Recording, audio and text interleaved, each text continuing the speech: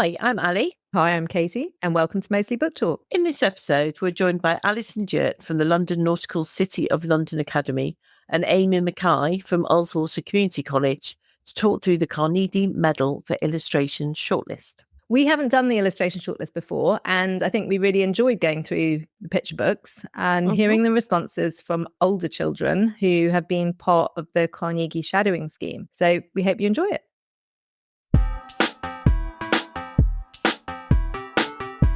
So, welcome. We have Alison Jewitt with us today from the London Nautical City of London Academy, and she's the English teacher there and head of PHSE and leads on shadowing for the Carnegies. And we also have Amy McKay, who is from Ullswater Community College and is the librarian there, and similarly has been leading on all of the Carnegie shadowing in her school. So, welcome. Hi. Nice to have you with us. And we are going to look at the Carnegie Medal for Illustration shortlist. And we haven't done this before, but we were made aware that quite a lot of schools were using the illustrated book, not just in primary, but also in secondary. And so both Alison and Amy can talk to us about what their shadowers thought of the illustrated books as well. So these are older, obviously secondary children reading them. And we thought we'd have a look and talk through them. So we're going to go through in alphabetical order by illustrator and start with the Playdate. The illustrator for that is Clara Dackenberg, and it is written by UJ Brandeleus, and it is about a young girl who is very excited to visit her friend Henry at his house. And the text follows her experience of the Playdate, and you see them playing nice together. But it's very clear from the pictures and some of the text that her mother is not there as a guest, but as the cleaner. And it's the kind of parallel stories of how they experience that day. I don't worry so much about picture books in terms of spoilers, but I won't spoil the ending. And what do people think of that? I was just going to say before we dive in, that it's a Swedish book originally, and it's translated by Nicholas Smalley. It does have a slightly non-British feel to it, doesn't it, in terms of the illustrations? And because the front cover end papers have the little girl's house and her neighbourhood, which is quite multi-storey tower blocks and graffiti and looks quite run down in some ways, less green. It's more urban. And then the end papers have his house, Henry's house, which is it's a bigger house. It's got more trees. It clearly looks smarter. There's that difference there in those papers, but they don't look that English in there. Do you think? Or do you think they could be anywhere? No, I think you're right. I think the Swedishness of it really comes across. And there's that poster, isn't there? There's a poster with writing on it. Protest not in poster, English, isn't there? In the Posher House. In the Posher House, yeah. So what did your shadowers think of this one? I did the illustration ones with 3 different groups. I did it with the main shadowing group. I also did it with my Year 7 Set 3 class and with my Year 8 Literacy Intervention group as well. So I've got a range of views. They liked this one. They liked the story. They liked that the girl is honest. That's no spoilers, but they're linked to a spoiler. The girl is honest, which they thought was a really important message for younger children. What was really interesting was that I had to direct them, with all of them really direct them to look at the illustrations because they tried to rush through them. But with this one particularly, none of the kids, so from the Year 7s through to the older Year 9s who do the shadowing, none of them noticed that the mum was the cleaner. Wow. So I do wonder about that. It's interesting that no one noticed it. Did they think it was odd that on a play date they weren't eating together? Did anyone pick up on that? They didn't even notice it. When it went back and I said, but they just thought, oh, she doesn't like that food. Gosh, that's really interesting. Amy, did your shadowers pick up on the difference? Yeah, they did really quite quickly. But we've been shadowing the illustration medal for a long time, and I use picture books an awful lot in different sessions with different groups. So it could be that they're more used to visual literacy and looking at that as well as the text. They were really vocal about this one. I think it's quite an unsettling read. And yeah, they all found it a very uncomfortable read, which I think is fantastic if a book can bring those emotions out in you. So we tracked the differences. We did a group read. We read it through first and then we read it through again, and we tracked all the differences and all the different clues that we could identify about what was going on. They really seemed to enjoy that, and they enjoyed pointing out all these different things that hint at the socioeconomic divide. Yeah, it was a really great book for discussion.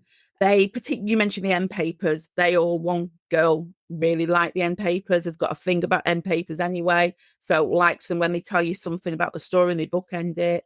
And then they got quite philosophical at the end. So without any spoilers about the mum's reaction or lack of reaction right towards the end, that generated quite a lot of opinions, as only teenagers can give opinions. So it was a really fun session on this book. Interesting. Yeah. I think that's one of the things that we really thought was that there was so much to look at in the pictures. Yeah. And that the story was being told through the pictures as much. It was one of those books where the pictures really carried the story. There's all the signifiers of wealth, but also you can't have a feeling that the poster is a real kind of signal of being quite liberal and aware and politically active and conscious, and yet probably not that aware of that relationship or that dynamic that's going on in the book between the class divisions that are there.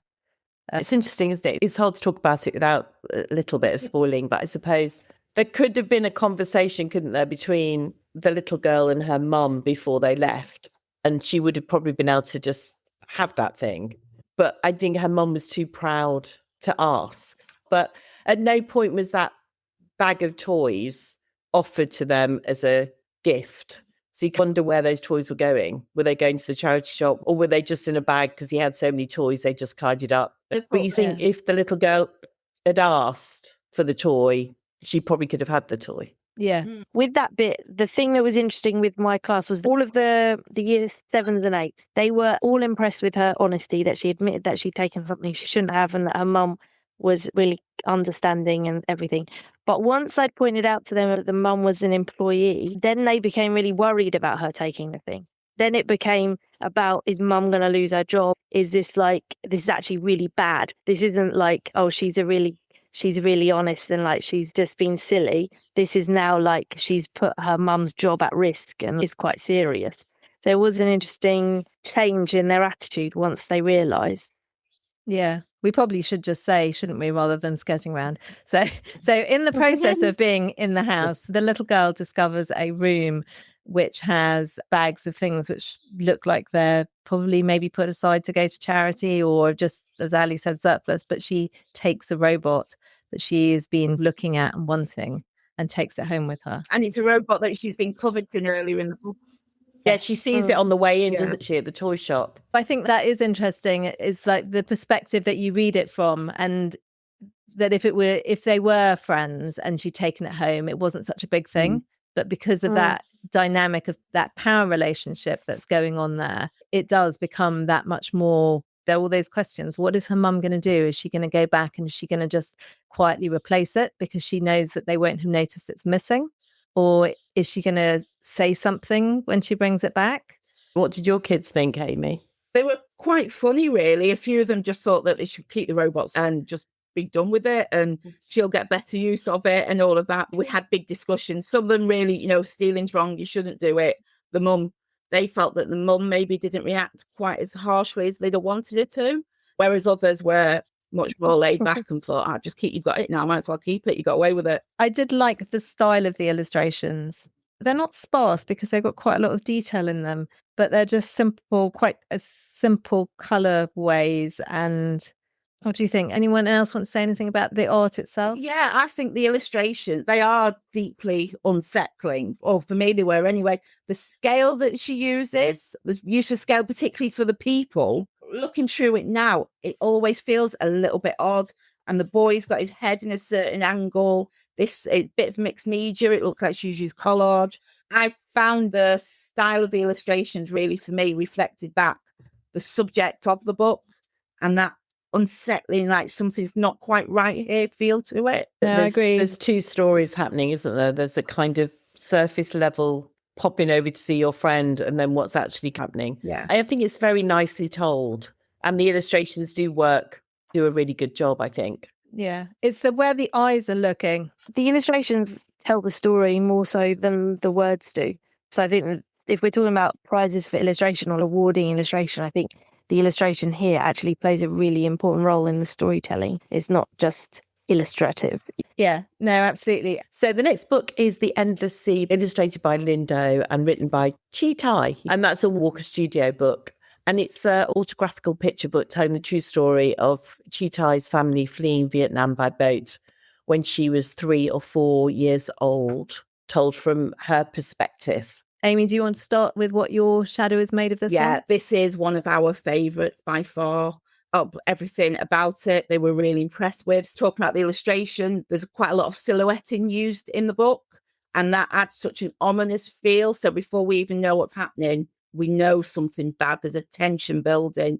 And I think that and the use of dark colours, yeah, my students really enjoyed the build-up of that.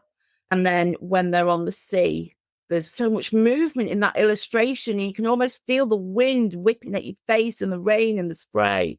It's such a powerful book, this one. As well, probably more about the text than it is the illustrations, but altogether, the fact that it tells a story that we don't necessarily know a lot about.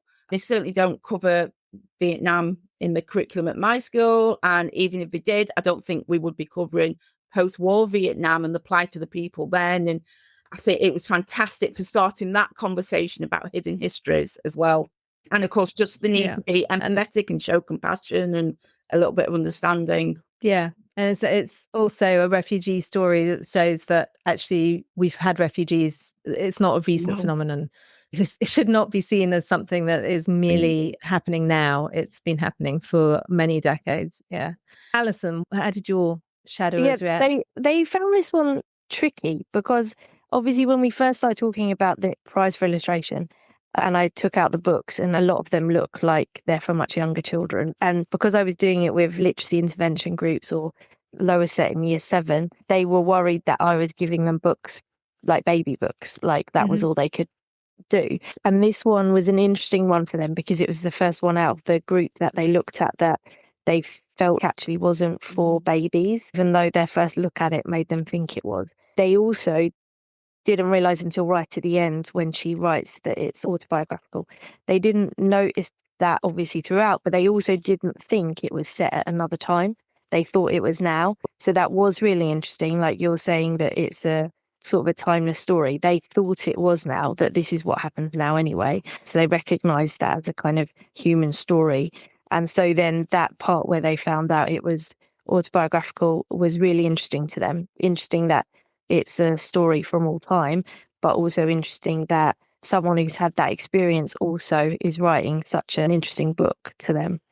Yeah, I think it is an interesting perspective. And I was saying to Ali when we were talking about it, I lived in Singapore in the late 70s and remember the Vietnamese refugees camps and them arriving, and that whole sense at the time of it being such a major movement of people. And then when she talks at the end in terms of the context of the number of refugees that there were then and the number of refugees that there are now, I thought it was interesting in terms of putting it in that context. I love the drawings. I like the way in which she used the sort of almost the photo album vignettes as well. I thought that worked really nicely. And as you say, the contrast between the darkness of the journey and the lightness at the end. And the dream sequence is beautiful, but incredibly haunting. So I think the illustrations do a really good job in this one as well of telling the story and the feel, as you said, Amy, the kind of feeling of the being in the sea and the feeling on that journey. I think we read in the autobiography at the end that there might be another book to tell the next bit of the story, because the boat journey is very long, and then they're in the UK, and I'm sure everything wasn't fine, but tick. So it'd be nice to know what the rest of that journey from rescue to now, or rescue to getting to school, would be like as well. I got that sense as well. It leaves you wanting more, this book, even after you close. I think it's one, I know certainly for me, it's one that's carried on living in my head, and I want to know more from her, really. There is that page where there's the series of vignettes where they go from having been rescued to being in their new home. And there is that just sense that's skipped over in a very few pages. And there probably is a whole, as Ali said, a whole story there. And again, the end papers are great in this book because it starts off with the life before, doesn't it? And then in the front cover and in the back, it's their new life. And I think that they're really lovely too. So we go on to the next one, which is Lord of the Flies, the graphic novel, which is illustrated by Amy de Jong. And she illustrated it and adapted it, obviously, from the original text by William Golding. And that's Faber and Faber. And I probably don't need to summarize the story for anyone. I think it's fair to say that it's a fairly faithful retelling of the book. Alison, you start. What did your shadowers think of this one? They love this one. This is super popular. Loads of the boys, because I teach at a boys' school, loads of the boys want to take it. They really liked it. I had a boy coming back at lunchtime to carry on reading it. I had a year 11 try and take it. So, yeah, they really like this one. And when I asked them which one they think should win, this did get a kind of majority opinion for this one. I think that's because, though, for them, for secondary anyway, that the graphic novel style and layout is familiar to them, and they're not thinking this is babyish, right? This is definitely not babyish. They were shocked by some of it because it is a true telling of the story, so it has all the horrible bits there as well. It's quite graphic in that sense, and I think probably why they liked it too. I think that because this one feels less babyish to them, and because the format is more familiar to them, I think that's why they really like this one. I personally hate Lord of the Flies, really hate it. So I didn't read this because I can't stand that story. I just looked at some of the illustrations, and the illustrations are lovely, and it's definitely very much in that style that the boys are really into just now. Yeah. Yeah. And Amy, what were your shadowers' thoughts? Yeah, similar to Alison, really. I think the fact it's a graphic novel, so it's a little bit more known to them. They know this format. This is something that they read all the time. They're more comfortable with it. I think it definitely benefits from that. But I think as well, I do think it's a really accomplished retelling of the story. And it does add something extra for modern readers. I think that's a really important thing about the illustration we've already touched on. We're not just looking for pictorial upholstery. The judges will be looking for where the illustrations add. And I think even though this is such a known tale, they really do add to that reading experience and that understanding of it, and will bring new audiences in. However, and I don't know if you want to keep this or not, I can't help wondering, do we think that the recent BBC drama is a benefit to this or not? Because a lot of my shadowers had already watched the BBC, the TV series that was on not that long ago, so then came to that already with this visual image in their head. Yeah. Whereas normally with a retelling of its graphic novel, then you've got your own images in your head and it's about how that fits. And I really can't decide what the answer is myself, whether or not that's been a bonus or a bit of really sad timing almost. Is there a particular anniversary of it or something, why they've both happened at the same time? Or I couldn't work out, because I, like you, suddenly we've got Lord of the Flies everywhere. Yeah. Just looking at the back, though, it was published 1954, so 70 years on. Presumably that means it's just come out of copyright, which might have something to do with it as well. That's fair, yeah. Oh, interesting. Yeah, I feel a bit mixed about it. It's such a book of its time, and yes, I can see it being a vehicle for that discussion about toxic masculinity, but there are so many other things in the context of that book. I have mixed feelings about it as a book. I think it clearly has grabbed your readers as a story which they could get immersed in. And I think, Amy, as you said, the illustrations do add something. Though it is a faithful retelling, and I think she says in the back that all of the dialogue and all the text that she's put in there is straight from the book. She hasn't adapted any of that. It brings it to life in a different way. I do wonder about, though, in terms of accessibility level, so the novel itself is quite a challenge for students to read, but when you're teaching it, you're teaching them to understand the kind of things that Golding is trying to say, the things that people say about what Golding is trying to say, how he presents certain elements of colonial society. And then this graphic novel, though, I think makes the book accessible in a way to children who are going to come at it without having that context taught to them and without understanding any of that. And they're going to read it as the surface kind of thing about boys turn wild and kill people and kill animals, and how ew, look, it's really gross. Wow, there's loads of blood. There's someone's dead. I don't know if it's a sort of responsible thing to have some of the kids accessing it like that. Yeah, I think that's what I was saying. You said that much better than I did in terms of feeling slightly uncomfortable about it as a book and how it is read. And almost that it's one of those books that you want to be read with that critical support and interrogation of it. And that's less likely to happen in this form than it is as it's normally read, and perhaps read at an older age. What age do kids read that now? Is it year 9? Is it GCSE? Yeah. I mean, some do read it younger in secondary schools, but obviously with a lot of kind of scaffolding of understanding this context. Yeah. I think my year 7s were well into this one. I was okay with the year 11, but the year 7s, it did make me feel a bit uncomfortable. They're not going to actually understand the story properly, I don't think, in the way that we would want them to. Yeah. Amy, any thoughts? Yeah, I completely disagree, to be honest. I think especially going back to the fact that we are talking about an illustration award, actually, the illustrations add an awful lot of that critical depth that we're looking for, like a deep reading. And it's difficult because I'm flicking through the book as we're talking, and I really wish I could hold pages up. But even if we look at how the island is presented at the start, the illustrations go a long way to depicting this really, the possibility of a really tranquil, peaceful, almost paradise on earth place. The colours are really lush. It's bright. There's a lot of smiling at the start, even though they realise that they're trapped here. It feels like quite a nice place. If you're going to be on a shipwrecked island, maybe this is where you want to be. And then the use of darkness and so many angles in the book as it goes on, all the illustrations become really pointed. And I think all of that adds to this sense of brutality. It really comes through all the way to the end. And again, I know I can't hold up a picture, and anyone listening might not have the book, but when and if they do have the opportunity to have the book, they absolutely must turn to the very, very last illustrations after the text is finished. And there's just a very close-up picture of a warship.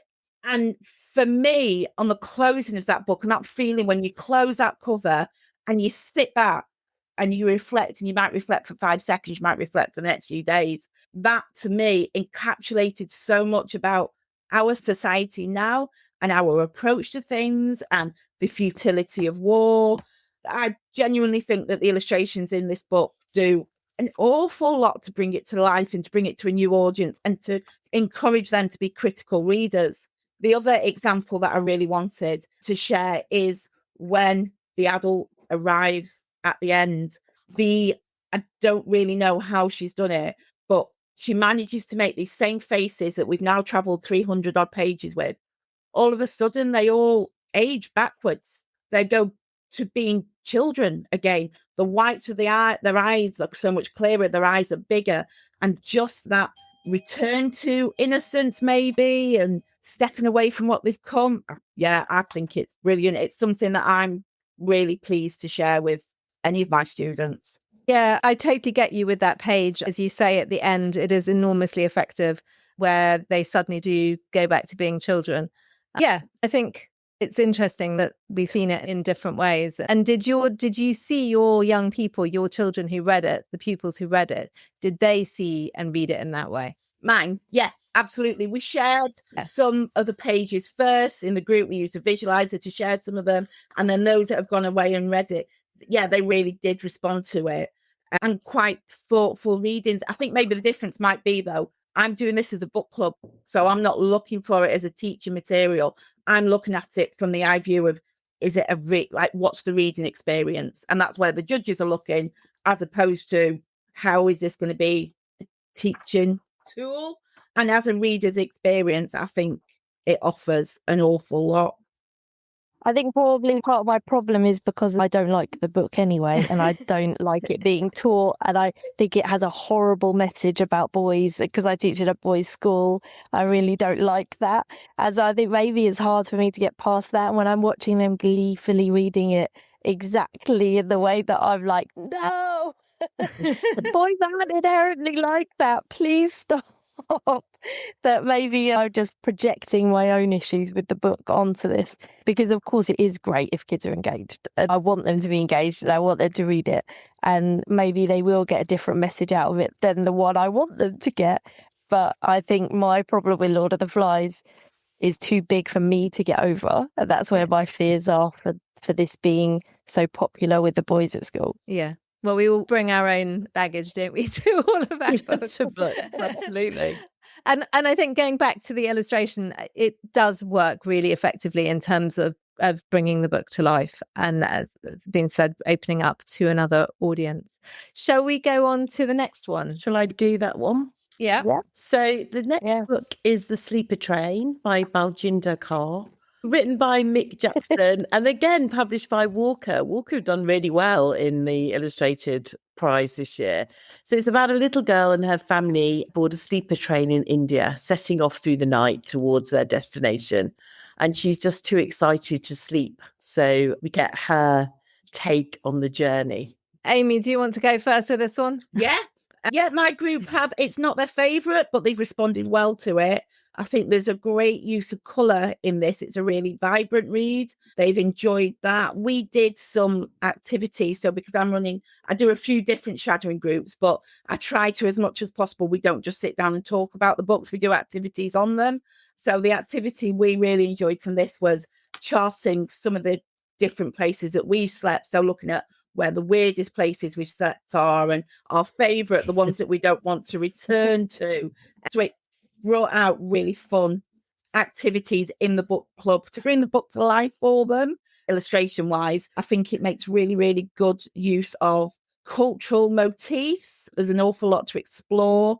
And one of my year 8s in particular has read the book multiple times because they're really, really enjoying charting different characters and different motifs through the book. So seeing what Gran's like all the way through, we presume it was Gran, and Dad, and what are their personalities like, and all the different things that the illustrations offer, that the text is on one level and then the illustrations add so much depth. And the colours are beautiful, aren't they? I think all those pinks and oranges. I think is it Rajasthan that's all those colours? The kind of walls, and is it Jaipur that's the pink city, one of those? See, I don't know. I've no idea. But it's that kind of, those dusty, beautiful pinks and oranges are just gorgeous. Feels warm. Yeah. And it feels, for me, it read as a proper bedtime storybook. Yeah, that's exactly what I felt like too. And like how the illustrations have so much going on. So there's so much time you can spend looking at them and finding all the things that are in them. I love this. It's like classic picture book to me. And I'm just talking about me, not the kids. I'll talk about the kids' view in a minute. I just loved it. I loved the journey that it takes us on, literally. I loved all the illustrations. I love the family dynamic. I love all the food and just all the things that are happening outside of the main bit of the picture as well. All the background characters, all the background sort of activity that's going on. I really like this one. This is my favourite one. The students, this wasn't their favourite one. They thought the illustrations are really funny.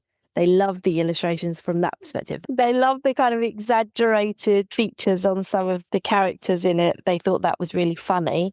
And the food, though, as soon as there's a woman who's got a basket of either bananas or yams, and that caused a huge kind of discussion with my groups about plantain or yam and all the kind of things that grannies would make. And it caused this connection for them that I don't think they even recognised themselves, that they had this connection to this story about a family that isn't like their family, on a train that they've never been on, in a country they've never been to, but they still found that connection through the food, which I thought was really interesting. I love this one. I haven't said that already.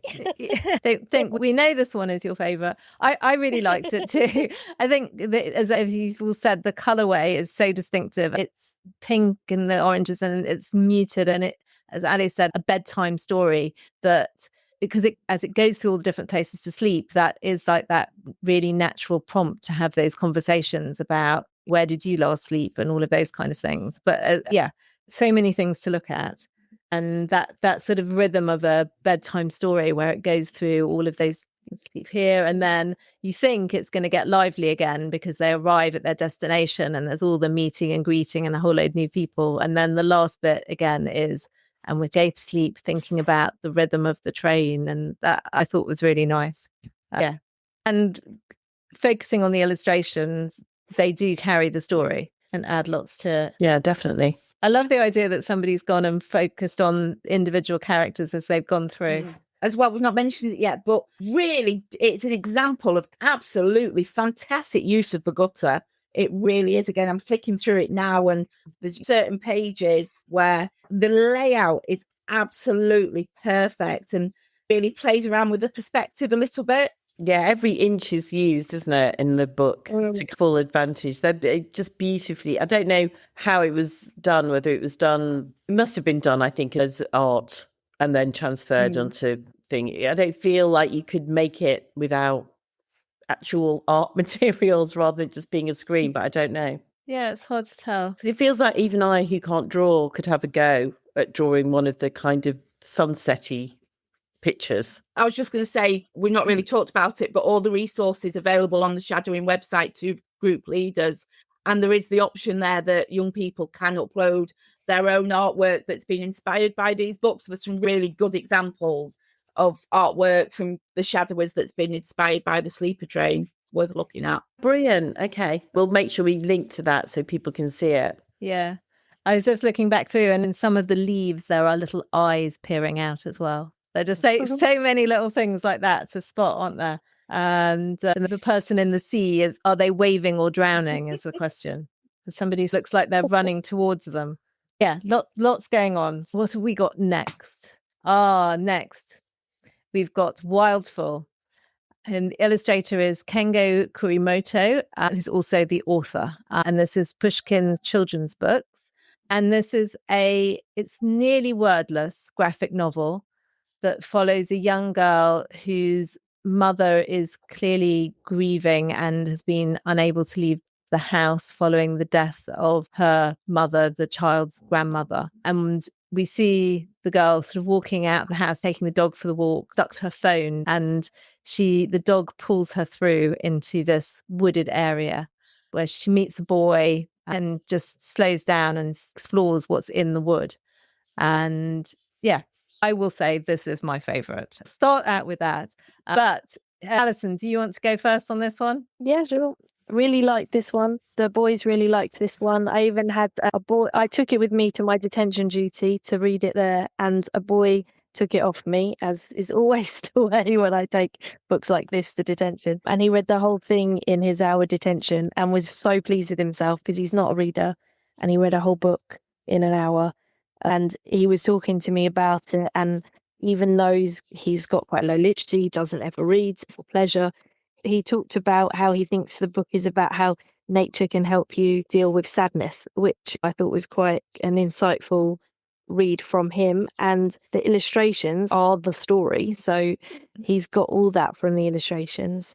It's also interesting that another boy said that he thought all the illustrations could be put one page each and it could have been like a flick book.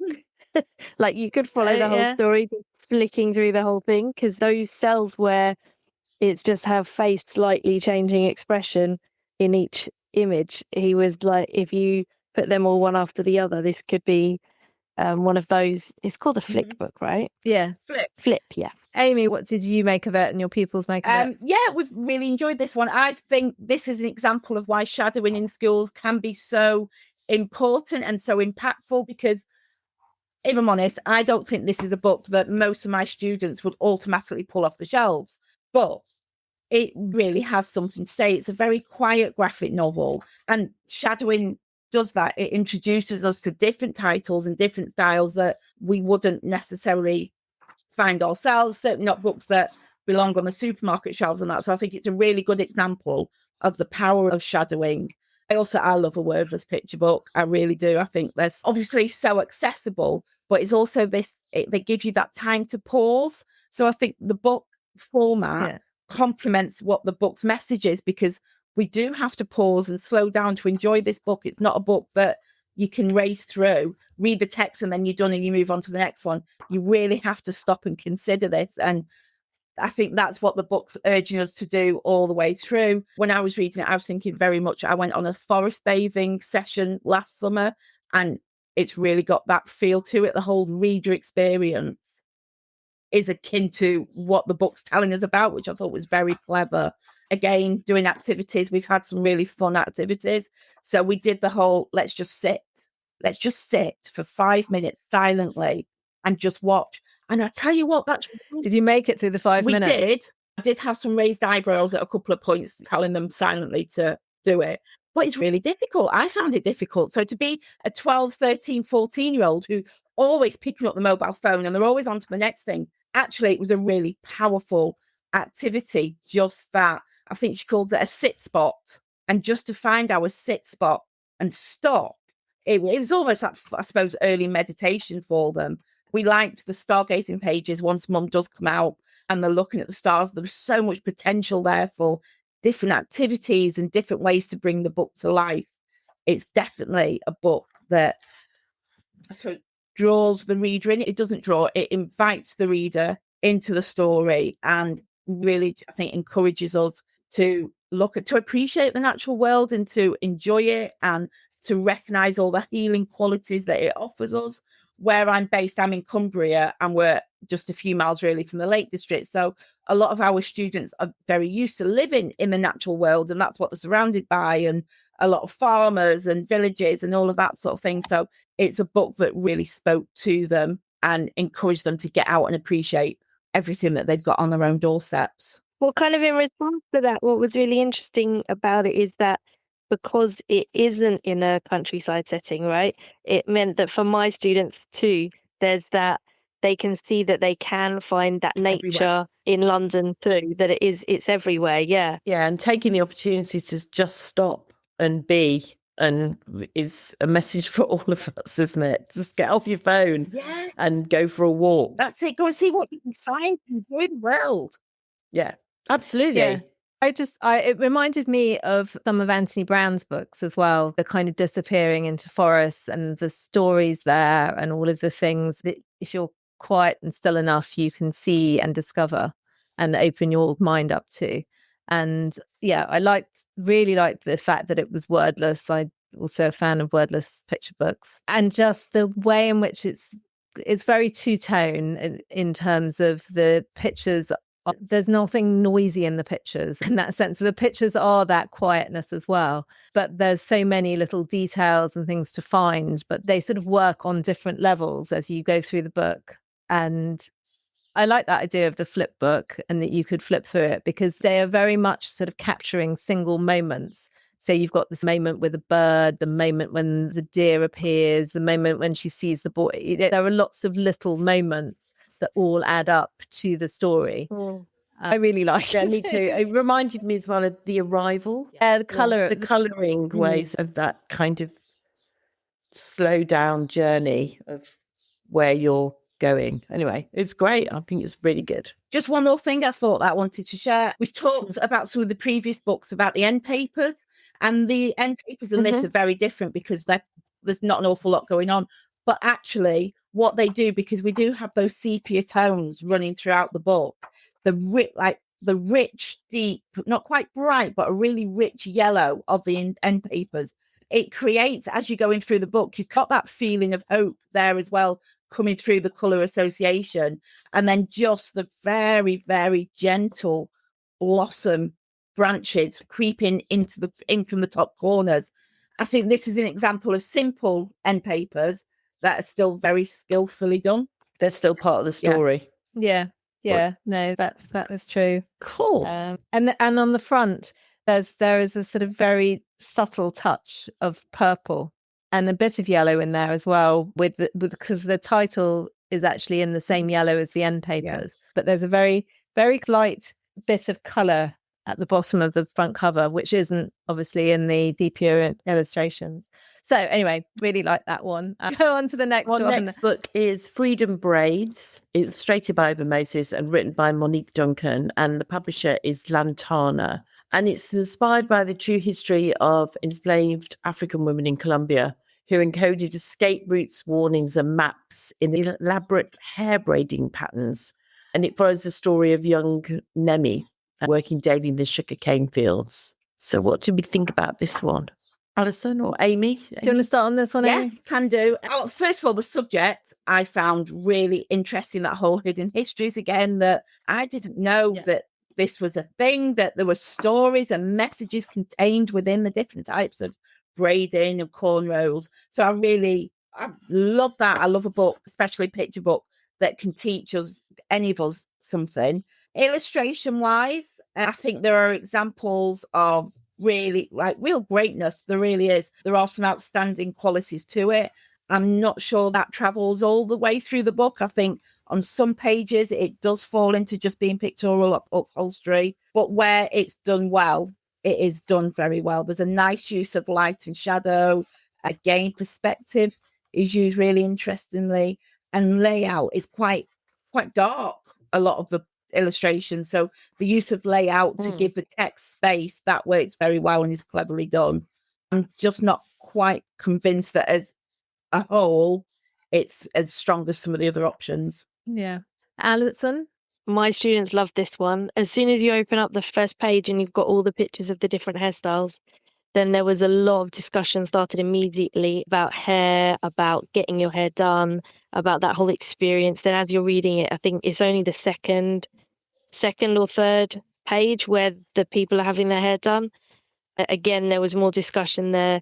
Some of them were saying that there's no way that girl wouldn't be crying because that really hurts. And about one of them, it was really funny. One boy said, because they commented that it was only women doing hair. And one of them said, have you ever let your uncle do your hair? And then they all were laughing, saying you only let your uncle do it once and never again, because apparently uncles were really painful when they do it. So that's what I love about this book, is that it created this whole discussion and this kind of connection for the boys with each other and with the book. The main character is a girl. That didn't matter. They still felt a connection to her. I said, talking about the hair and getting to that bit with the hair. And then I think it's the next page of that where it becomes more clear that this is about slavery. And so they were quite shocked then that it was about slavery. But I didn't know about the freedom braids. I know about the kind of messaging through song and quilts. I didn't know about it through hair. So it's really interesting. And I think it's a really cool way of giving that message and telling that story as well. I also didn't know about those little kind of enclaves within Colombia of freedom, which again, I think is really great that story's being told, story that we didn't know, similar to the Endless Sea. So yeah, I think maybe I agree with you that some of the illustrations were more just kind of decoration than telling the story maybe. But I think the discussions that came from this book were so powerful for my students. I can't kind of overlook that. Yeah, it's really interesting. I think a bit the same about the illustrations, that some of them just didn't hold together entirely, I think. The one at the end, the last spread, I almost felt like she'd been told to put various things in and that some of the elements have been added in afterwards, I suppose is what I felt about it. Sound like an afterthought. Yeah, that was confusing as well to the boys and me, where I wasn't really sure what time that picture was, because that felt a lot more modern. Yeah, I also found the story fascinating, really interesting. It just puts quite a lot of onus on the adult reader, if you're reading it with a very young child, to put it into context and to understand that context as well. And so I think it is more a book for an older child so when your older children were reading it, they understood the context of slavery. It wasn't a concept that you were introducing to them. And so I suppose that was my question in terms of, if you were reading it to a very young child that you might read a picture book to, how would you put that into context and what context would you give them? And that just puts quite a lot of onus on the adult reader to explain that context and do it well. And that's my kind of challenge about the book. See, I didn't see the book as being a sort of story time book that you would share in that way. I think it's much more of a curriculum book and a book for older children. So it's talking Key Stage 2 probably. It's a tool for teachers about those hidden histories, and it works really well as that. I don't think I'd ever use it in a story time, but I think I'm thinking more of parents picking it up and that a parent might pick it up and read it and then get partway through and realize, okay, This isn't what I thought. This isn't what I thought, and this takes quite a lot of explaining. But yeah, I agree. In a school, I think it works. And there's lots of, you were saying, Alison, lots of ways into the story, I think. With the hairstyles, there's a lot of discussion. And I think that probably there are conversations about the fact of slavery happening in families who have historically or ancestrally been affected by slavery from a much younger age than maybe we're giving credit for. I think there's an understanding and a knowledge from a younger age within lots of families. So I think parents that this book would appeal to, I think it holds a strong place for that, I think.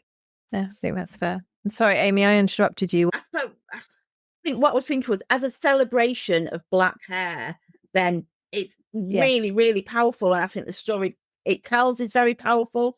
I just don't think for an award that's about illustration, it's a strong contender. Fantastic for other things, definitely worth having on the shelves and sharing, but not just in terms of the illustrative quality. Okay, fair enough. Ali, is it your turn or my turn? I don't your know. turn. Okay, The Paper Bridge. Sengsoon Ratanvan is the illustrator, and it's written by Joelle Verenk, and it's translated by Katie Lockwood Holmes, and this is a Florist Books. In the village of Paperley, where everything, including its people, is made of paper, the villagers dread the summer winds that threaten to blow them away. So it's about an unexpected wind that arrives out of season. So what did you think? Alison, you start on this one. It's such a lovely story, and the illustrations are so clever. The whole thing is done with paper, cut out paper and then photographed. And so the detail is incredible. I love the colours. I love the differentiation between the people from Paperley, the colouring, and then the people from Forestly? Forestly, yeah. Yeah, and the difference in colour there, I think is really clever. The whole thing is so much effort. Like, it's just fascinating to me. So I was really, really impressed with it. The boys, not so much. They sort of flicked through this one. They weren't as engaged by the illustrations in this one. I had to point out to them that it was cut out paper for them to look more closely. Then they were just kind of like, oh yeah. They really, I don't know if maybe the colours weren't for them. I'm not sure, but I think this is a really, like we said, Sleeper Train was a really nice kind of nighttime, bedtime read. I think this one is as well. I like this one. Yeah. Amy, do you have any? Yeah, I think in terms of just the production value and the production and the artistry, how it's created, it's just absolutely stunning. There's so much depth to it and so much to pick through and find. I think I'm almost loath to call them illustrations because it feels like so much more. They're so much deeper than what we would normally think of as an illustration. But whatever we're calling it, it's so strong. So compared to Freedom Braids, I think this is the other way around. This is where the illustrations or the pictures are really, really powerful. In this book, they do a great job of telling the story. The bridge at the end, where it's been reinforced with cardboard, I thought was very clever. And then going through and noticing so much and things that we recognise as well was really lots of fun. So where at one point they're carrying scissors, but the scissors represent, I'm not quite sure what the scissors represent, some sort of carriage maybe.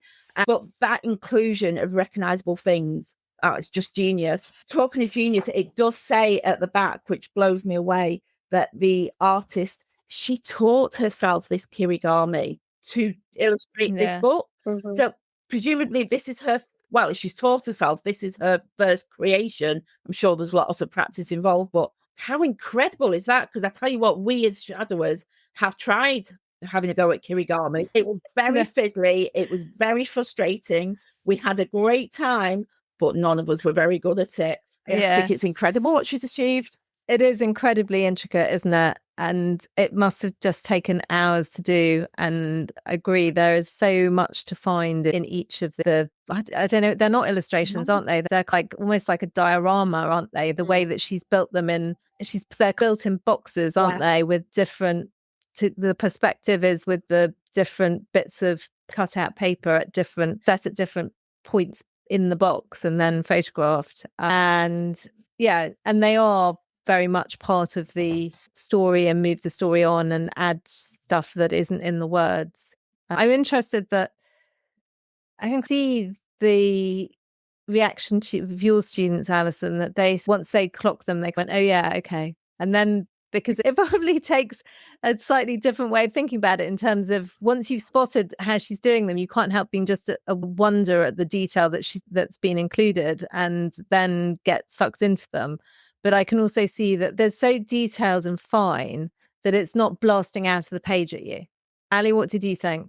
I think it's just beautiful. The art's incredible. The kind of words, though, seem to be slightly separate in a slightly longer story. Does that make any sense at all? Yeah, I know what you mean. On some of the pages, there's like a band of words at the bottom. And I think that kind of just represents how hard it was to perhaps integrate the illustrations with the words.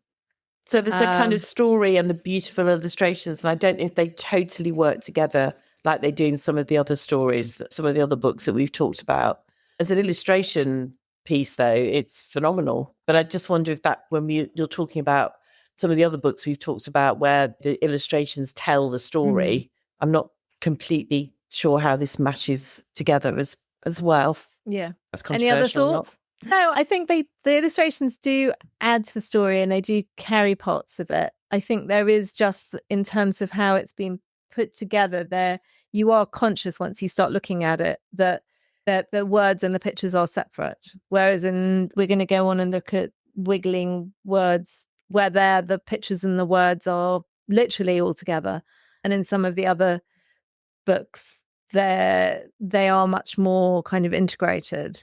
So yeah, I think with Paper Bridge, it works as kind of like a narrator while the children are looking at the picture, though. You know, like where with some of the others, like Playdate or Sleeper Train, you're almost like following the reading and then you look at the pictures together. Yeah. I feel like with this one, it's like you're reading the words while the children are looking. I'm talking about young children, while they're looking at the pictures. So it's sort of different. It's a different way of reading, I think.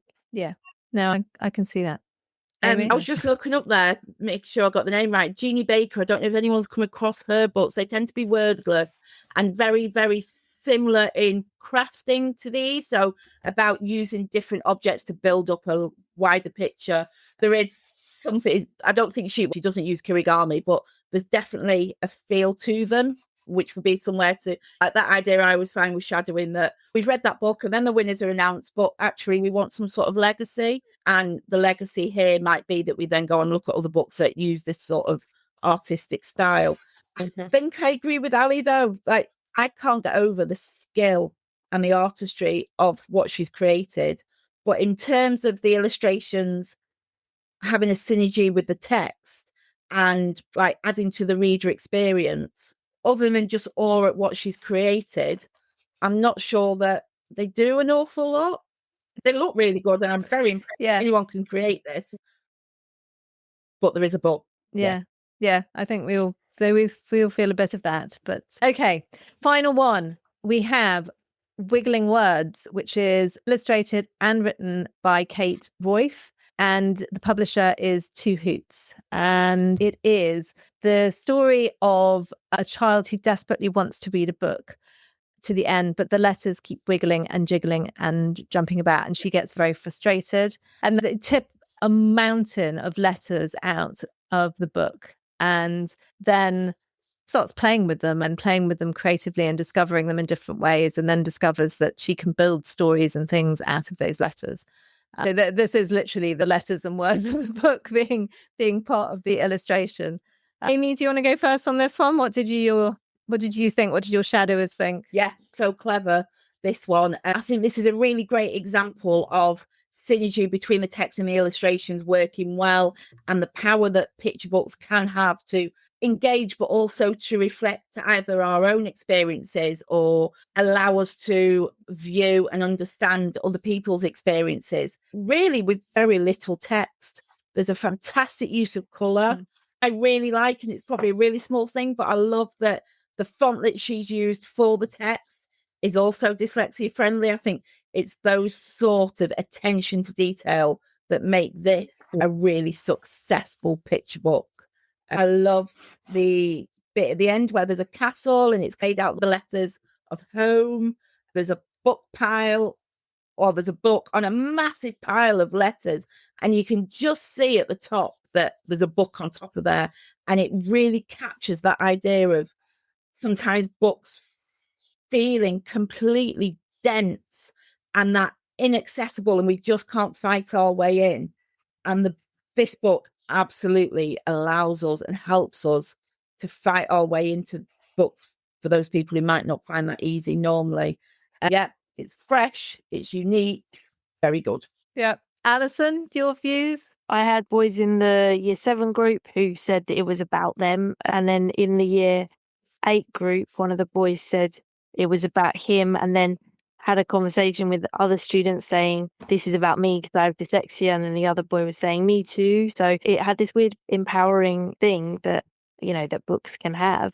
And then that same boy also is in the Carnegie shadowing group. So when we met to go through them again, when I said we're going to go through these and I know you've already looked at them, and he said, oh, where's the one about me? And he took it and then he read it to another boy, and it was just so lovely. And I thought, this really is the power of books. And yeah, the illustrations are so entwined with the story. They are the story. And I love this kind of stamping method. It's really clever. I do think this is a great book. It spoke to the children, and the illustrations are really clever. Yeah, the typeface, use of the typeface is really clever. Yeah, I really like this one as well. And as you said, I think it's very simple in that there are, in terms of colour, in that the child is in sort of shades, different shades of blue, and the letters are red and the typeface is black. And those are the only colours that go through it. And it's just very simple. And then the red is used both as the colours, and then there's a page where the child is really angry and rips up the book. Mm-hmm. And that's all red as well. And that it works really well. And I like the way that when the child is upset after that, the tears are punctuation dropping down. But there are so many clever bits to it. And it's nice to look at. It does just feel very complete, and everything has been very carefully thought about, exactly where everything is sitting on the page and exactly what work each illustration and each part letter of it is doing. Each letter, yeah. And just all of those, which letters they pull together in terms of building stuff. And I think that the points where all the letters fall out of the book and you have that mountain, as you said, Amy, that how insurmountable sometimes getting into a book can feel and seem, it comes across really, really nicely. The other page that I really liked is when he's built he or she, it's not clear and I don't think it matters, has built the castle, is sitting at the top of it in an O reading a book, and just happily sorted that out. So yeah, anything you want to add, Ali? I don't think so. I think it's just beautiful use of colour, and it's like a limited palette, but it's just really lovely. I think the only other thing I would add, and Ali was laughing at me about this when we were talking about it. I've not got it in front of me to feel it. It's got a really nice texture. The book cover, it has a really nice texture. It's like matte textured, yeah. It's the nostalgic feel. Like, it felt like books I had as a kid, and the colours as well. It's like, I don't know if there's some kind of trend of like the 70s, the 80s to have this kind of like 1 or 2 colours and that kind of feel, but it definitely gave me a nostalgic vibe. But when I spoke to the boys about it in terms of illustration, they didn't think it counted as illustration. So it is interesting because they thought it was really clever. They loved how it was done. They loved the story. But to them, the work that created Wildful or Endless Sea or Freedom Braids or Lord of the Flies or whatever, they consider that illustration and they don't consider this. That's interesting. Is it because it's so sort of stylized and because it is quite, I totally get what you mean about the nostalgic feel, and it is very sort of designy and design led. So I'm conscious that we have already been going a long time. Should we have a very quick, who do we think the shadows will vote for? And we always get this wrong. Who do we think will win? Views? Is anyone going to jump in? Yeah. Shall I jump in first? I think, and it might just because it's what I want to see, but I think The Endless Sea will be the judges' winner. And I think that Lord of the Flies will be the Shadowers' choice. So I'm really sorry to both those books if I have now scuppered their chances because I've jinxed you. But I think I am with you on the Endless Sea as being the judge's choice. I think in the Shadowers, I think it may not be the Lord of the Flies just because it's an older book and most of the Shadowers for the pictures will be younger. So I think that they might go for the Sleeper Train, and maybe wrong there. Anyone else?